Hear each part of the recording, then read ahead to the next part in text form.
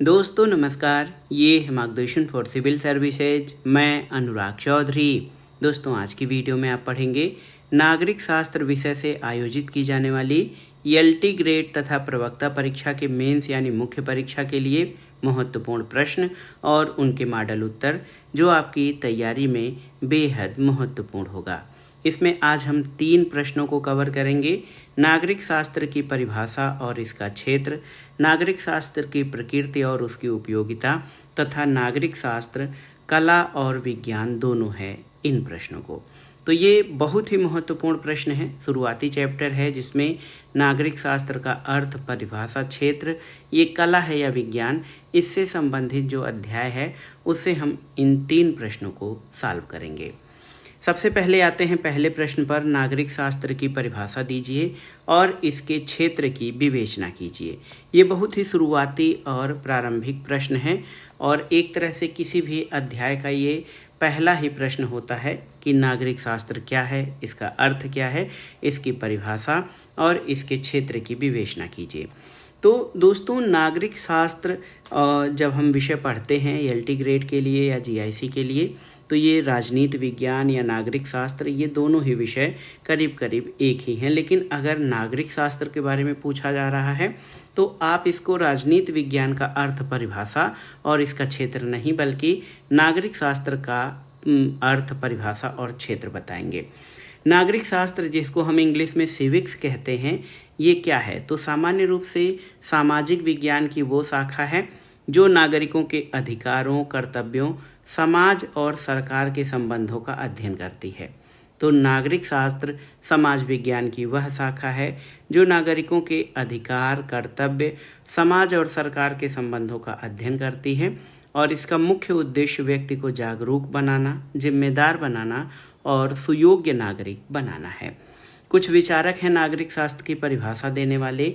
E.M. White कहते हैं कि नागरिक शास्त्र ज्ञान की वह शाखा है जो मुख्य रूप से नागरिकता के सैद्धांतिक और व्यवहारिक पहलुओं का अध्ययन करती है। E.M. व्हाइट की परिभाषा है। F.J.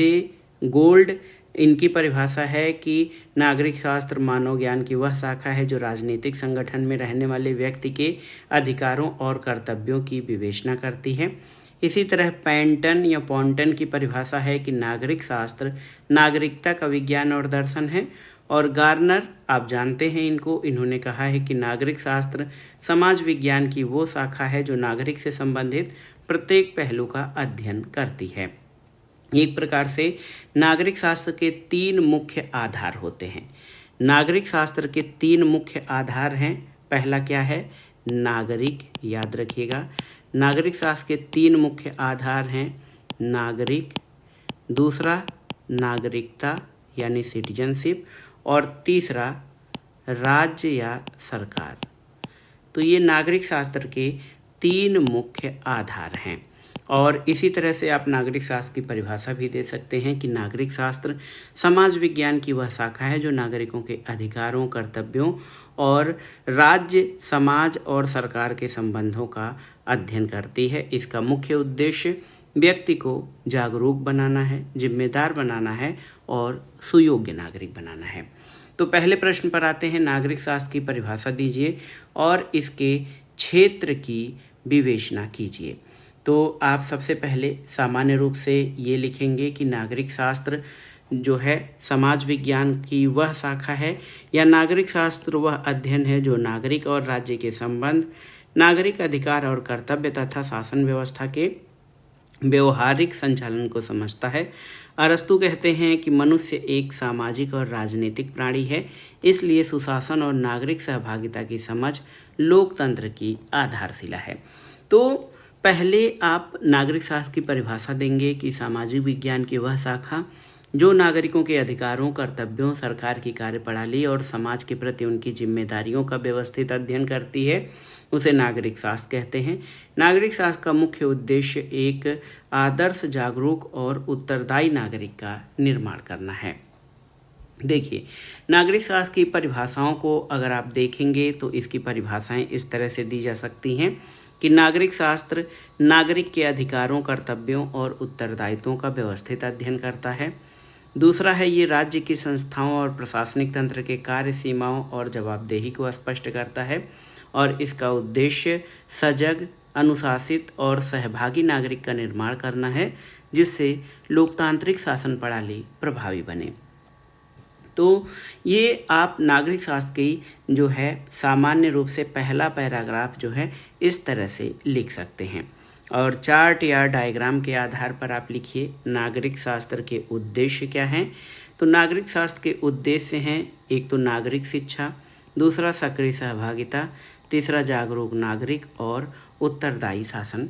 ये नागरिक शास्त्र के उद्देश्य हैं। नागरिक शास्त्र के उद्देश्य नागरिक शिक्षा है, यानी इसका मुख्य उद्देश्य एक आदर्श, जागरूक, उत्तरदायी शासन और उत्तरदायी नागरिक का निर्माण करना है, जो लोकतांत्रिक शासन में प्रभावी भूमिका निभा सके।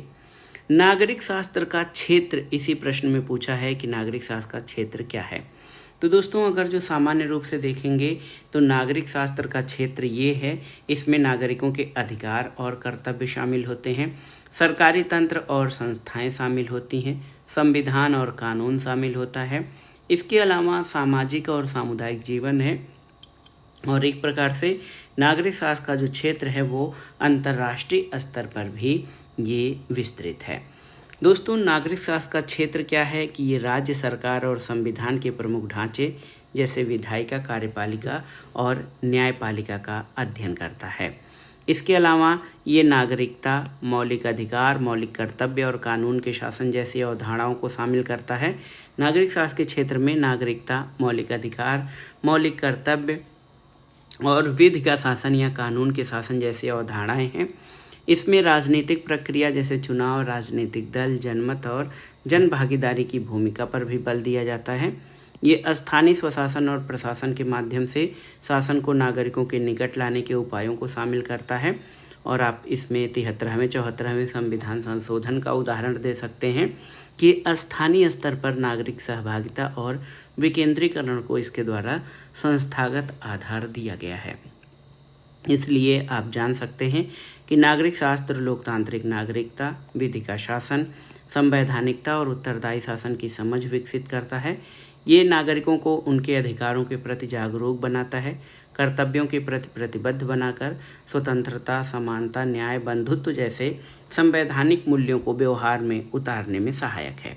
तो ये नागरिक शास्त्र की आप परिभाषा देकर इसके क्षेत्र की विवेचना कर सकते हैं। आप इसको इस तरह से भी लिख सकते हैं कि नागरिक शास्त्र क्या है, यानी नागरिक शास्त्र का अर्थ क्या है, विचारकों द्वारा इसकी परिभाषा कौन सी दी गई है और नागरिक शास्त्र का जो क्षेत्र है वो अत्यंत व्यापक है। इसमें नागरिकों के अधिकार और कर्तव्य जैसे मौलिक अधिकार, राष्ट्र के प्रति उनके कर्तव्यों का ज्ञान इससे मिलता है। इसके अंतर्गत सरकार के विभिन्न अंग, व्यवस्थापिका, कार्यपालिका और न्यायपालिका के गठन, शक्तियों और कार्यप्रणाली का अध्ययन किया जाता है। देश की संविधान की संरचना, नागरिकों की कानूनी सुरक्षा, उनके मिले हुए अधिकार, नियमों के महत्व, ये सब नागरिक शास्त्र के अंतर्गत ही समझे जाते हैं। और नागरिक जो है वो मुख्य रूप से समाज का नागरिक है। समाज में रहने वाले लोगों के आपसी संबंध, सामाजिक समस्या, उन्हें सुलझाने के उपायों का अध्ययन भी इसमें शामिल होता है। तो इस तरह से आप इस प्रश्न का उत्तर लिख सकते हैं। अब आइए दूसरे प्रश्न पर आते हैं कि नागरिक शास्त्र की प्रकृति और उसकी उपयोगिता की व्याख्या करिए। इसके अध्ययन की क्या विधियां हैं।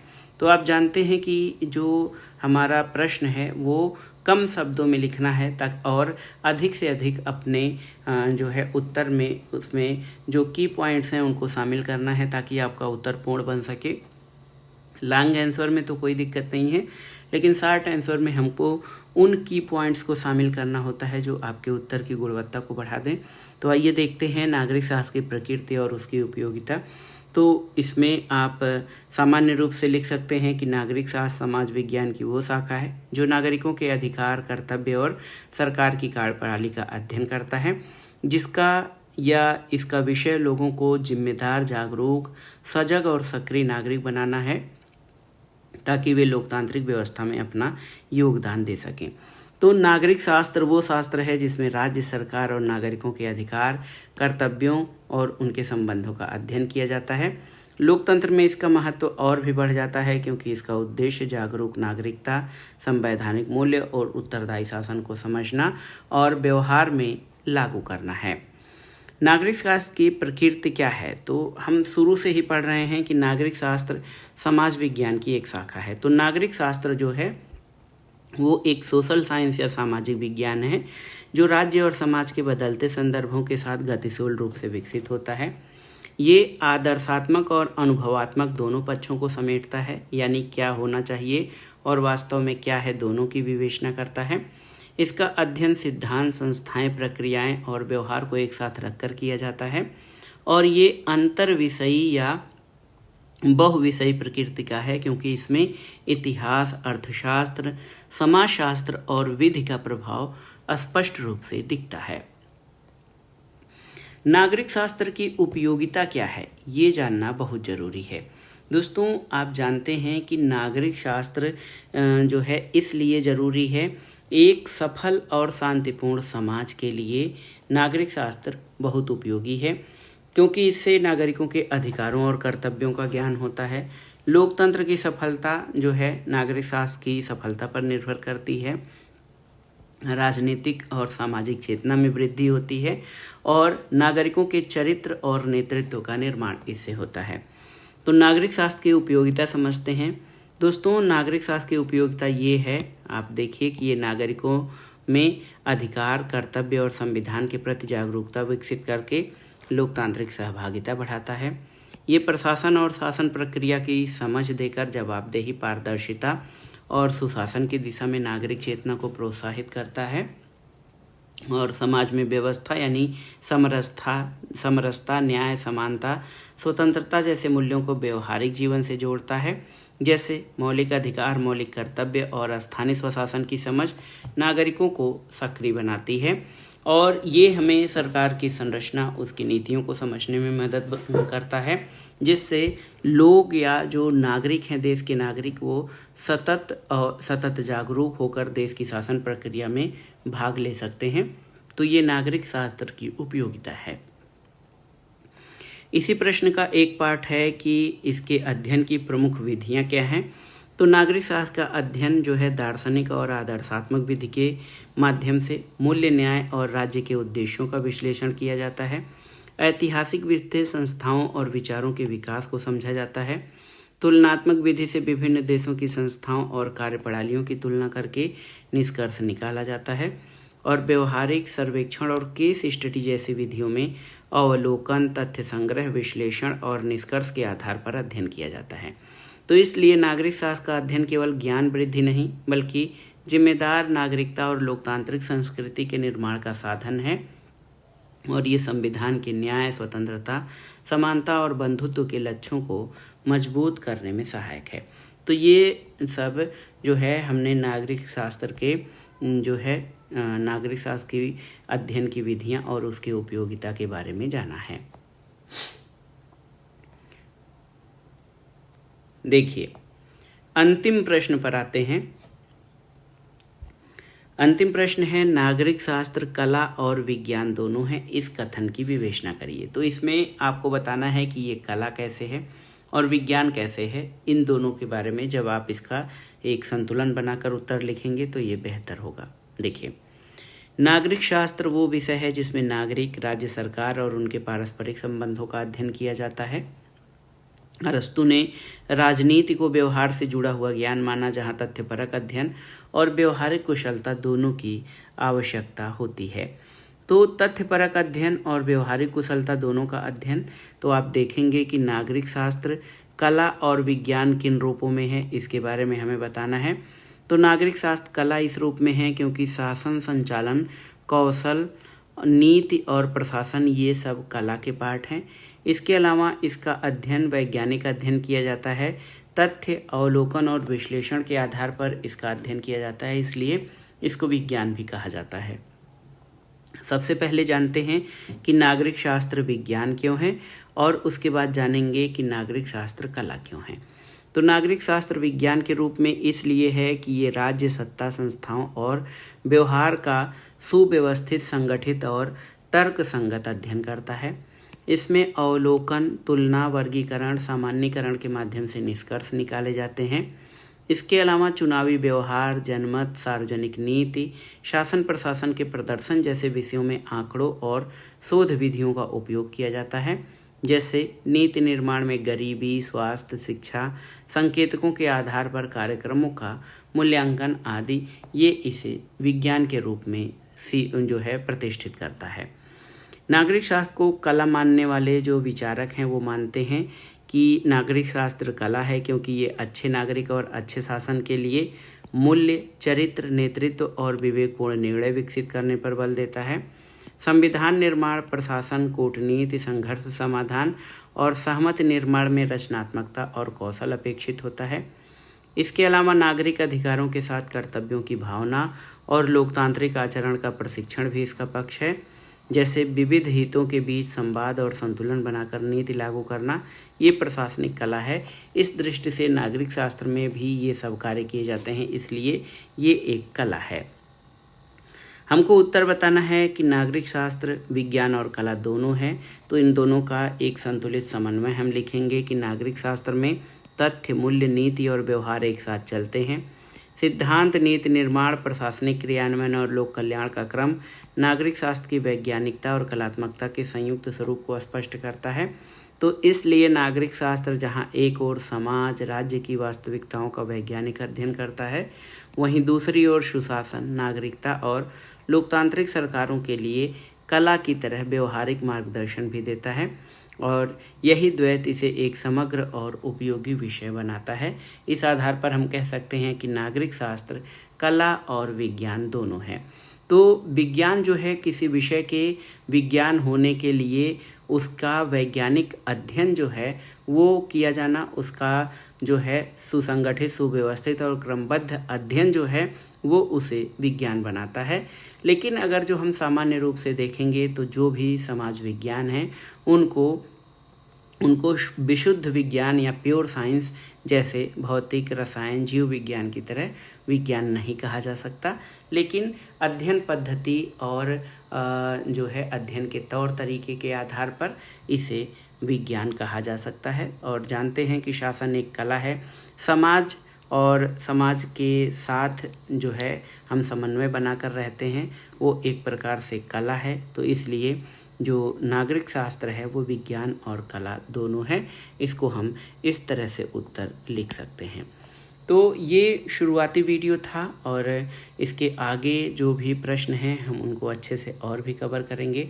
कुछ अन्य महत्वपूर्ण तथ्य और जानकारी जो आपके लिए रहेगा उसको भी हम इसमें शामिल करेंगे, ताकि आप अपने उत्तर को और भी गुणवत्तापूर्ण बना सकें और परीक्षा में अधिक से अधिक अंक प्राप्त कर सकें। तो ये वीडियो यहीं पे समाप्त करते हैं। वीडियो आपको कैसा लगा हमें कमेंट बॉक्स में ज़रूर बताइएगा। वीडियो को लाइक करें, शेयर करें और इस चैनल मार्गदर्शन फॉर सिविल सर्विसेज को सब्सक्राइब करें।